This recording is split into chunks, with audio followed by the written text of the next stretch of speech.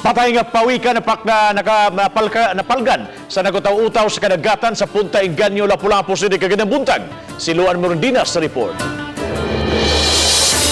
Iba na ba ng anaa sa 12 anyos kining green sea turtle nga napalgang wa na kinabuhi nga naglutaw na lang sa kadagatan sa Sitio Mangal sa barangay Punta Inganyo alas 10 kaganihang buntag. Mitimbang kini og 12 kilos ug may gilapdon nga 20 inches ug 31 inches ang gitas-on sa carapace niini.